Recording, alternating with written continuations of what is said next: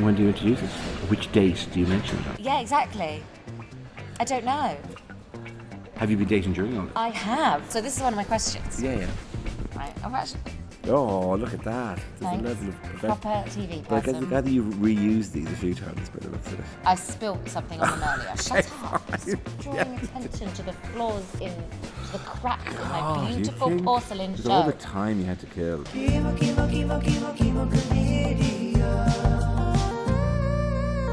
We had a conversation very recently with someone, because she's a doctor, and they said, you know, the conversation was about how would you kill your partner in a situation. Never been asked that, but sure, go It's ahead. great. Ardlo Hanlon famously was talking about this once, about what he would do if his wife was dead, like whatever, and his wife was there going, how do I die in this scenario? Yeah. And he quietly went, a tree falls on the car.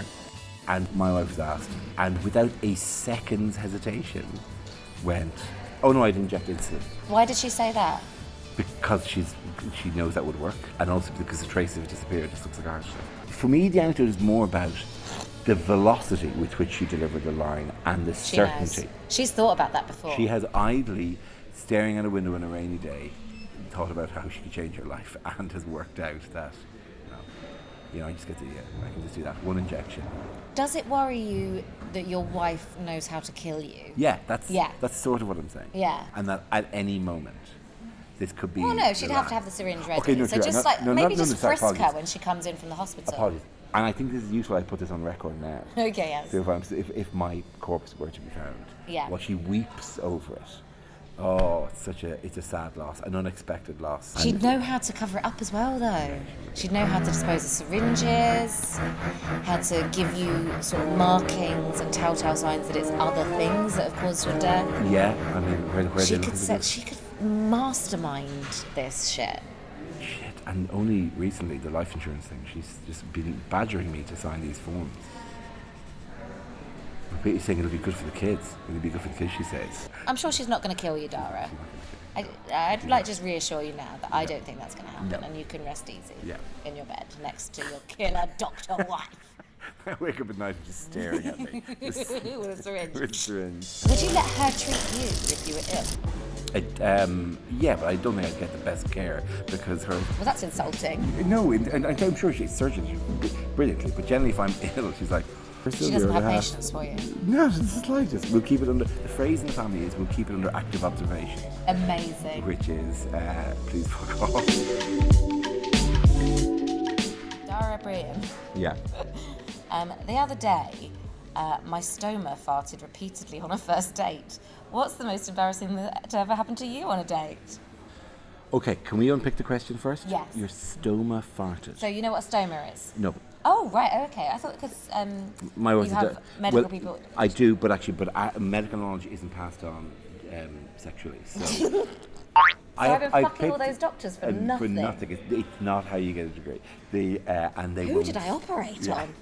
Please, let me through. I'm married to a doctor. When they cut the tumour out, that obviously meant that I had like a dead end to my intestines. Yeah. So to let parts of my intestines heal, colostomy bag users are people with a stoma, so it's a bit of your intestine that comes out the front. Fine.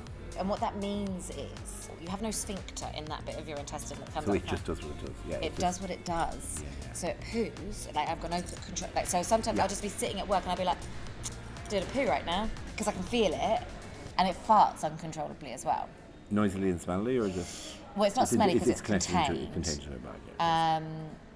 But it is noisy, yes. Obviously, sod's law, because I wanted to get laid and I went on a date. That was the time That was the time. It was like, I'm going to tell you I'm here and I'm going to make myself known. It was fine. I didn't really like the guy, so it was fine. It was a good time to road test the stoma on a date. Yeah, okay, cool. That's a good thing. Yeah, I think so. Yeah. I told him that I'd had cancer and I was recovering. Yeah. But I didn't tell him, also, got a hole in my belly that I shit out of. Do you want to come back to mine?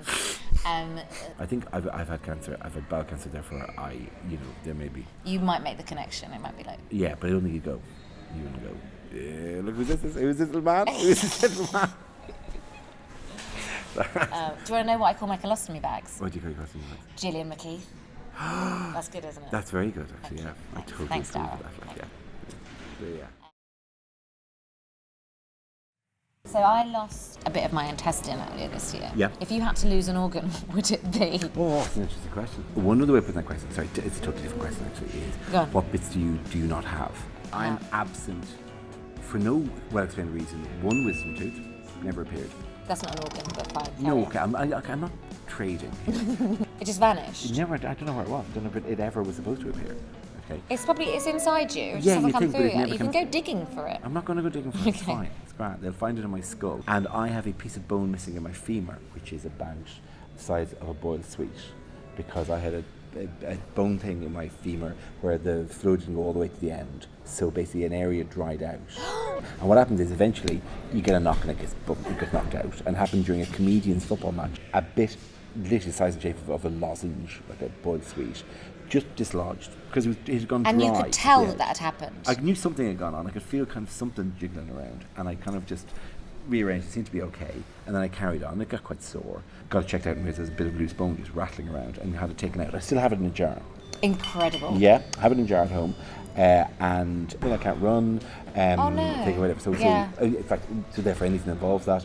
So listen, it's not the entire reason that the lifestyle hasn't been a hugely healthy one either. But that's not helped. It's a very difficult thing to explain to people quickly. And I had a conversation with Darcy Bustle about. Oh, you should You're do such a Strictly. name dropper, by the way. So, I had a conversation with Darcy Bustle. I said no, I better knee. I couldn't do Strictly. I better knee.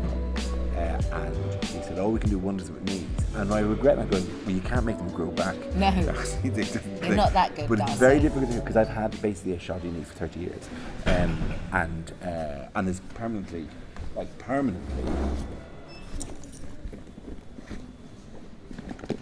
I own. Is this your bit of bone? No, I don't carry the bone around. You either. should. I just mean like always. Like I a always talisman. I always have bits of, So this is to keep your knee in place Yeah. on your thigh.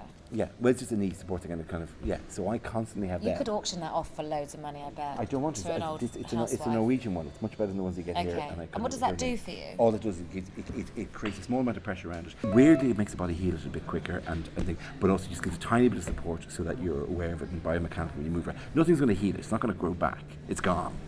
There's the whole. That's just it. So I'm missing that bit.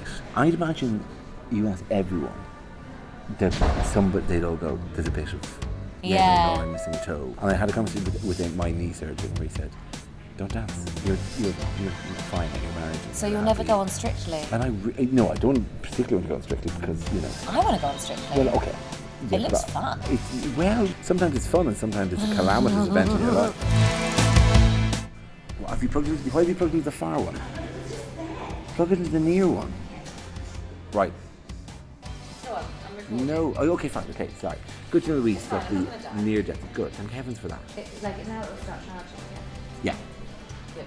I love how you're like, yes, Yeah, it will. I it's understand fine. how this works. Yeah. Don't understand. I don't really care.